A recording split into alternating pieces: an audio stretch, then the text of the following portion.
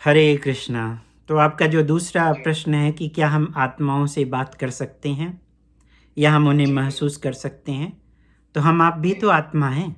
हम आप भी तो एक दूसरे से बात कर जी रहे हैं। जी बिल्कुल। हमारे शरीर के अंदर ही पता नहीं अरे कितने कीड़े मकोड़े और बग्स और वायरस ये सब कुछ जी पड़े हुए हैं, तो वो हमारे शरीर के अंदर ही तो हैं। नाखून के ऊपर ही पता नहीं करोड़ों वायरसेस और बैक्टीरियाज होंगे। तो यस, हम आप बात कर ही रहे हैं, तो आत्मा के साथ क्यों नहीं बात किया जा सकता है। बात तो जो जो करना है वो परमात्मा के साथ बात होनी चाहिए कि हम, परमात्मा के साथ। जी जी, हम परमात्मा के साथ कैसे संबंध स्थापित करें। और मैं समझ गया आपका जो कहने का जो तात्पर्य था वो ये था कि क्या हम भूत प्रेतों से बात कर सकते हैं। जी एग्जैक्टली। तो मैं एकदम समझ गया, लेकिन ये कि भूत प्रेत के बारे में क्यों सोचना। भगवत गीता में भगवान बोलते हैं कि जो जी भूत प्रेत के बारे में सोचता है वह उस लोक को जाता है। तो क्या हमें जी आपको भूत प्रेत बनना बिल्कुल है? सही। आंसर नहीं आएगा बिल्कुल नहीं। नहीं बिल्कुल। तो फिर क्यों जी उस बिल्कुल। बारे में, इस तरह के बारे में, ये सब तो पूरा मतलब इसी भौतिकता से जुड़ी हुई चीजें हो गई। बल्कि अगर हमें कुछ करना है तो भूत प्रेतों के लिए भी अगर हम कर सकते हैं ताकि उनका उद्धार हो सके, वो है भगवान के नाम का जप, श्रीमद् भागवत की कथा जब करना।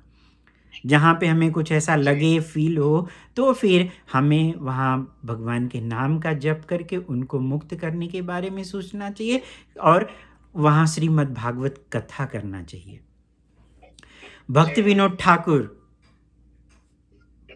के साथ भी ऐसा ही कुछ एक बार हुआ था। और वहाँ पे वो जो है एक पेड़ के ऊपर भूत रहता था और वो कंटिन्यूसली वहाँ उन्होंने श्रीमद् भागवतम का उन जाप करवाया और बाद में फिर उसको मुक्ति मिली जी हुई है। और सेम ऐसे ही हमें लगता है कि हमारे जो परंपरा में श्रील नरोत्तम दास ठाकुर थे, शायद जी उन्होंने भी ऐसा ही किया हुआ था। मैं श्योर नहीं हूँ, लेकिन मुझे लगता है कि शायद वो नरोत्तम दास ठाकुर भी थे। तो यस, और जी जी श्रील प्रभुपाद जी भी जहाँ इलाहाबाद में या कहीं तो वो रह रहे थे, वहाँ पे भी कुछ ऐसा ही प्रॉब्लम था। तो वो उस रूम में रहे और उन्होंने भगवान के नाम का जप करके लोगों को मुक्त किया जो है।